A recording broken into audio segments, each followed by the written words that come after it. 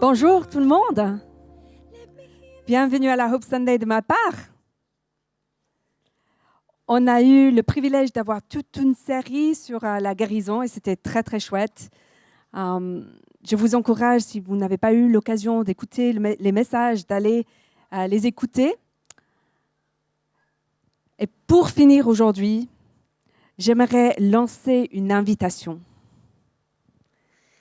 C'est une invitation pour chacun de venir à Jésus avec la foi et de recevoir la guérison qu'il a pour toi ce matin. Que ce soit physique, émotionnel, spirituel, relationnel, je ne sais quoi, Yel. Jésus, il veut te toucher ce matin par son Saint-Esprit. OK? Je veux nous rappeler, pour commencer, que dans les évangiles, il y a de nombreuses fois où c'est écrit que tous ceux qui sont venus à Jésus étaient guéris. Par exemple, dans Matthieu 12, 15, une grande foule le suivit. Il guérit tous les malades. Luc 6, verset 18, ceux qui étaient tourmentés par des esprits impurs étaient guéris et toute la foule cherchait à le toucher parce qu'une force sortait de lui et les guérissait tous. Troisième exemple, Marc 6, 56. En quelques lieux qu'il arriva, dans les villages, dans les villes ou dans les campagnes, on mettait les malades sur les places publiques et on le priait de leur permettre seulement de toucher le bord de son vêtement. Et tous ceux qui le touchaient étaient guéris. Et c'est exactement ça que nous voulons faire aujourd'hui, c'est de venir, d'amener nos amis, ceux qui sont là avec nous, ceux qui ne sont pas avec nous, mais qu'on garde dans le cœur, et demander à Jésus de les guérir. C'est une opportunité, une invitation à toi ce matin de venir toucher Jésus. Parce que Jésus a la puissance, il a l'autorité et il a la volonté de guérir. Il veut te restaurer totalement à l'image qu'il a conçue. Parce que Dieu nous a créés chacun en son image. Et pourtant, cette image a été abîmée par le péché. On a un ennemi qui veut détruire, qui veut voler ce que Dieu a mis en nous. Mais en même temps, on a un Dieu qui sait ce que c'est de souffrir. Il ne nous laisse pas seuls dans notre souffrance. Il sait ce que c'est de souffrir. Jésus lui-même a souffert. Il a été torturé. Il a été mis à mort. Mais il a vaincu la mort. Il est ressuscité. Et donc, nous avons notre espérance en lui. La Bible nous dit que Jésus est le premier fruit de la nouvelle création. Qu'est-ce que ça veut dire? C'est que c'est lui le premier, mais nous aussi, on aura cette nouvelle vie physique. Et Dieu nous envoie. Jésus, quand il est monté au Père à sa main droite, et ils ont déversé son Saint-Esprit, n'est-ce pas, à la Pentecôte. Et nous, on a la possibilité d'avoir l'Esprit qui a ressuscité Jésus de la mort, vivre en nous. Il veut nous guérir de l'intérieur à l'extérieur. Si on est prêt à lui laisser la place.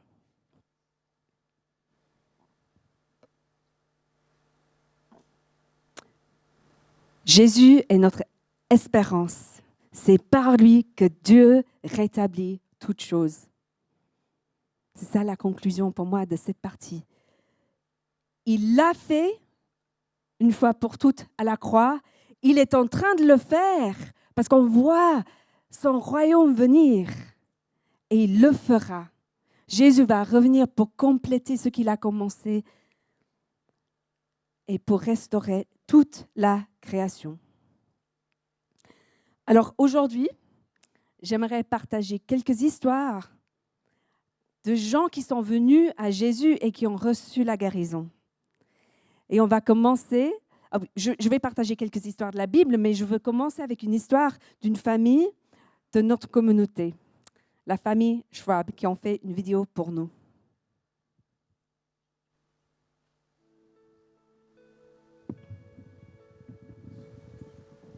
Bonjour. Bonjour. Mon épouse Noélie et moi aimerions vous raconter ce que vit notre famille en ce moment. Nous venons de fêter nos 15 ans en couple, dont un peu plus de 11 mariés. Nous avons un fils biologique de 7 ans, Timéo, et venons d'adopter Satit, 2 ans. Après plus de 5 ans de procédure d'adoption, nous avons fait la connaissance de Satit le mois dernier à Bangkok. Cela fait tout juste 3 semaines que nous sommes de retour en Suisse et nous nous habituons encore à la vie en famille, à 4. C'est aussi pour cela que nous ne sommes pas présents avec vous physiquement aujourd'hui. Mais cela dit, quelques photos parleront bien mieux que ma présentation.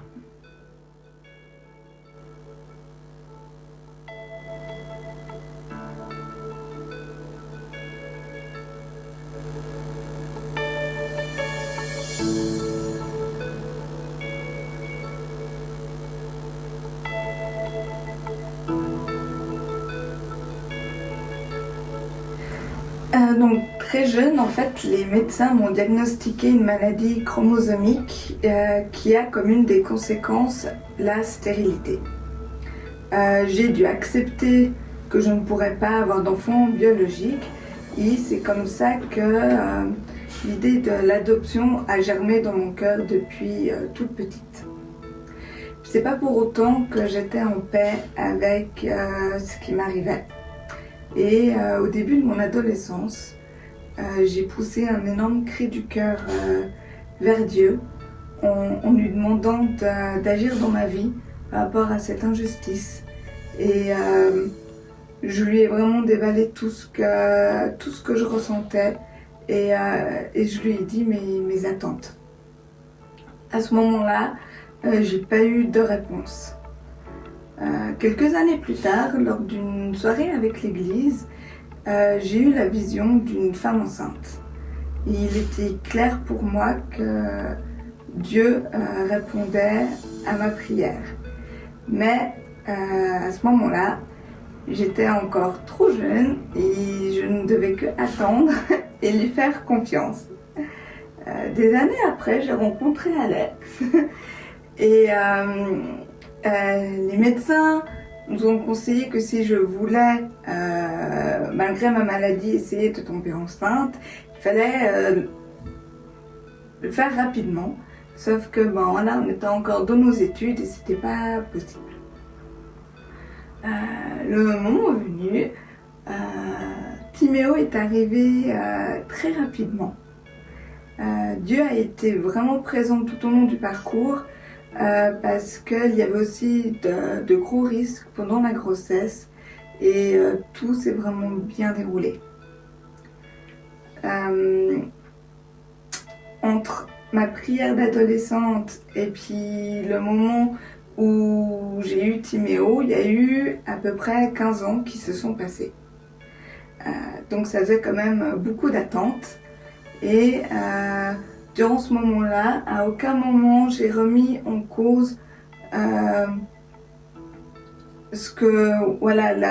vision que Dieu m'avait donnée et Alex non plus a eu pleinement confiance en ce que Dieu nous disait pour notre famille.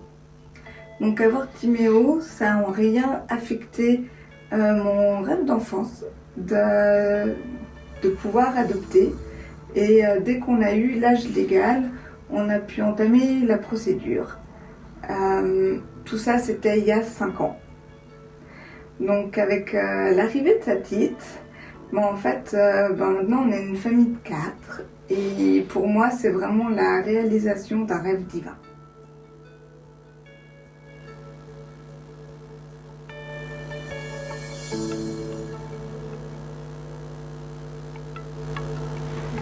Ce que je retiens dans mon parcours, c'est que c'est important de s'attendre à Dieu, et puis de pouvoir clairement lui dire nos attentes. Faut oser aller vers lui déballer ce qu'on a sur le cœur, et il faut lui faire confiance, même si ça peut sembler non. En vous partageant ce que nous avons vécu, nous souhaitons rendre gloire à Dieu pour ce qu'il a fait dans notre vie. Entre le premier diagnostic de Noélie et l'adoption de sa petite, près de 30 ans se sont écoulés. Mais Dieu a tenu sa promesse et nous a donné la famille dont nous avons rêvé. Oui. On peut applaudir. Dieu, il est grand, il est bon. Je ne sais pas si vous vous rendez compte, parce qu'ils sont tellement terre à terre. Je pense que c'est facile de rater le fait que c'était un miracle physique, médical.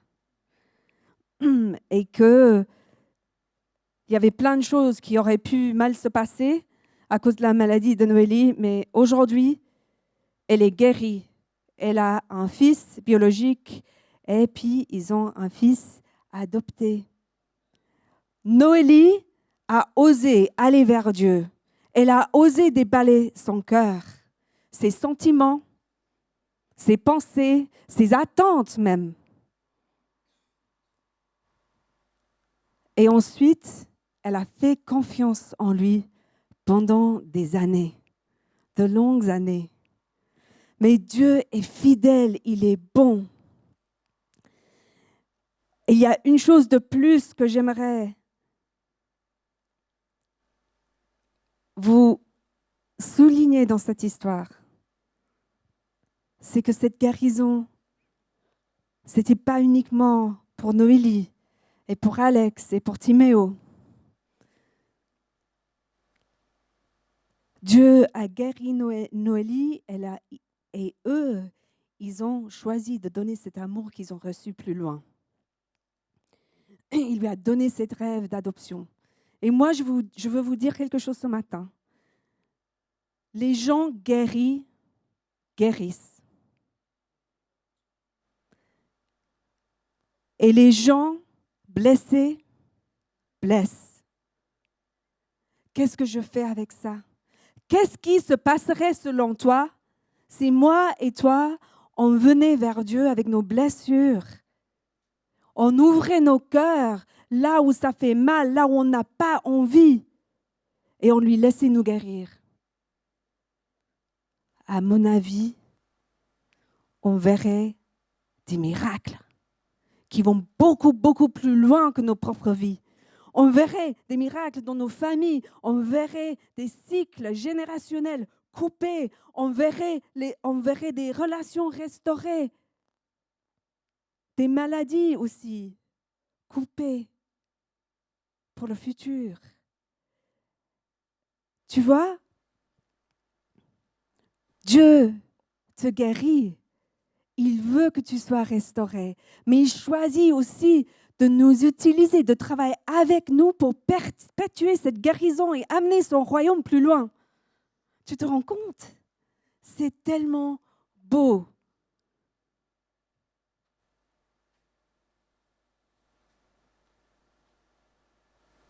Alors voilà, il y a une invitation pour chacun de nous ce matin de venir à Jésus, tel que tu es, que tu te sentes bien ou mal, que tu aies des blessures visibles ou invisibles,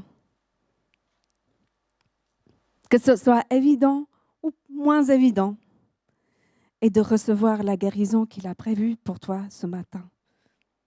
On sait que ce n'est pas toujours instantané. Mais aujourd'hui, Jésus est capable de débloquer des choses, de révéler des choses, de te remettre sur un chemin de guérison ou même de te guérir instantanément.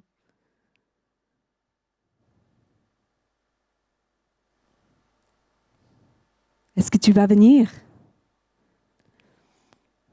Peut-être comme la femme dont on lit dans Matthieu 9, qui saignait depuis 12 ans.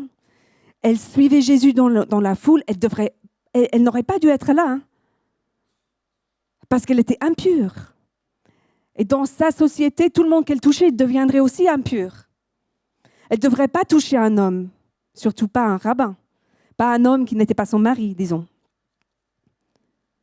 Mais elle s'est dit, elle était désespérée, elle avait dépensé tout son argent pour les médecins. Et elle s'est dit, oups, en elle-même, si je puis seulement toucher son vêtement, je serai guérie. Et Jésus se retourna et dit en la voyant, « Prends courage, ma fille, ta foi t'a guérie. » Et cette femme fut guérie à l'heure même. Cette femme fut guérie physiquement, sûrement émotionnellement. Et les femmes, on le sait. Si tu as vécu ça, tu sais que ce n'est pas drôle. Relationnellement. Ma fille. Et spirituellement. Et le mot ici employé pour le mot guéri, c'est sozo en grec. Il y a plusieurs mots pour guéri en grec. Et parfois, dans les évangiles, c'est traduit guéri et parfois, c'est traduit sauvé. Elle a eu le package deal ce jour-là. Le tout.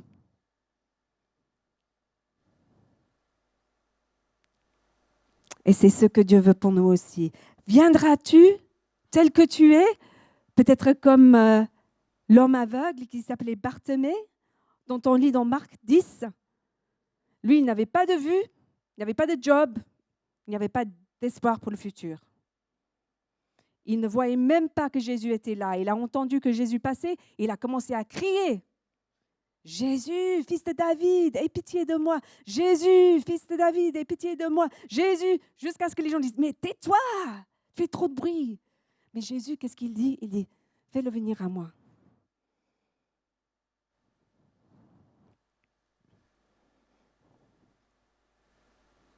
Elle lui demande, et quand il a entendu ça, l'aveugle jeta son manteau, on lit, et en se levant d'un bond, vint vers Jésus. Jésus, prenant la parole, lui dit, « Que veux-tu que je te fasse?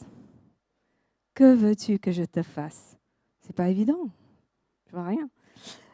Mais il répond, « Rabouni !»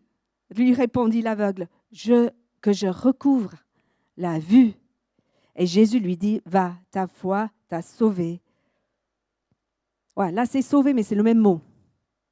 C'est sozo de nouveau, c'est guéri, sauvé.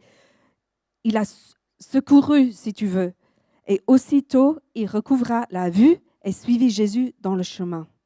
Il avait de nouveau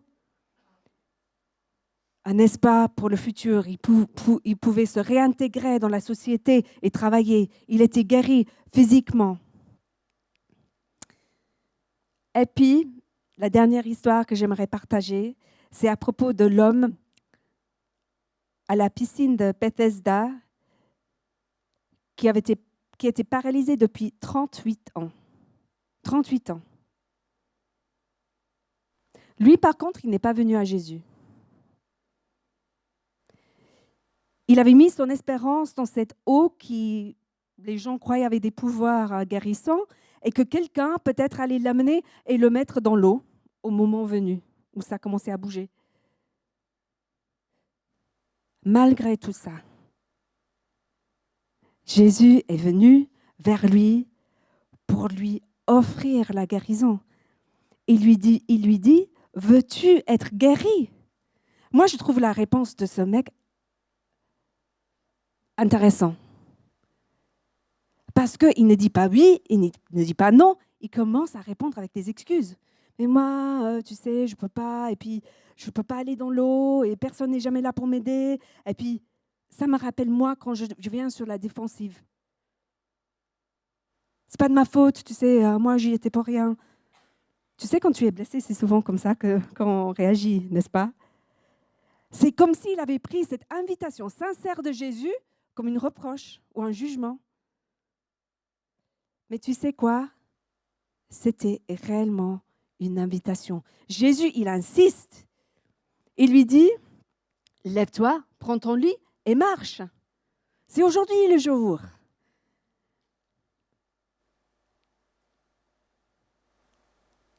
Et aussitôt, cet homme fut guéri, il prit son lit et marcha. Et nous, Et toi?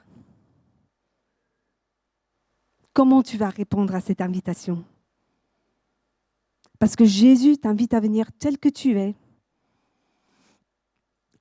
à tendre la main et à le toucher. Peut-être comme Noélie, en tant qu'adolescente, qui a déballé son cœur. Peut-être comme la femme qui saignait.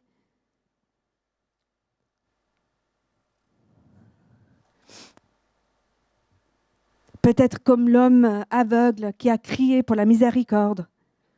Ou même comme l'homme paralysé qui avait perdu tout espoir et qui était dans la pitié de soi-même.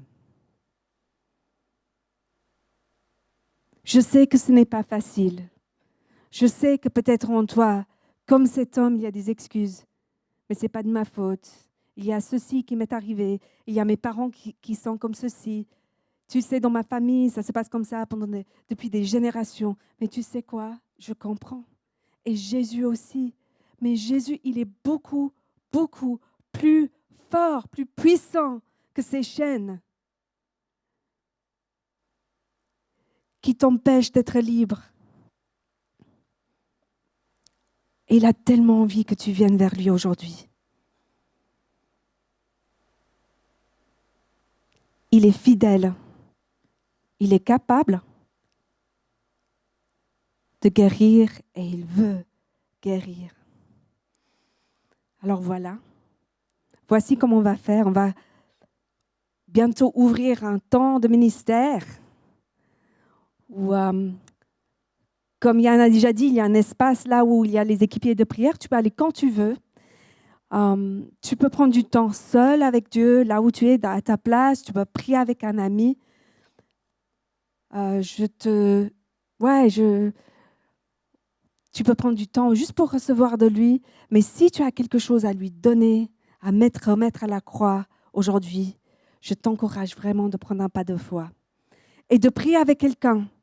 Parce que c'est tellement plus puissant, comme je l'ai dit à haute voix, avec un témoin, avec un ami, que quand je le fais seul. Mais on va commencer avec la communion. Dayan, tu peux m'amener le pain et le jus de raisin? Pourquoi je veux commencer avec la communion aujourd'hui? Parce que prendre la communion, c'est déjà accepter cette invitation de Jésus. C'est déjà proclamer pour toi-même et ensemble que Jésus est mort sur la croix pour nous et qu'il est ressuscité. Parce que tu sais, le soir où Jésus a été trahi, il faisait un repas avec ses amis et il a pris le pain, il l'a rompu. Et il a dit, ceci est mon corps qui est brisé pour vous. Faites ceci en mémoire de moi. Et puis après le repas, il a pris la coupe. Il a dit, ceci est mon sang dans la nouvelle alliance qui, pour le pardon des péchés, buvez ceci en mémoire de moi. Et c'est ainsi que c'est passé de génération en génération. Et quand on le fait, c'est pas seulement que je le dis, on proclame ensemble avec un acte de foi que Jésus est mort, qu'il est ressuscité et qu'il reviendra pour compléter ce qu'il a commencé et restaurer toutes choses.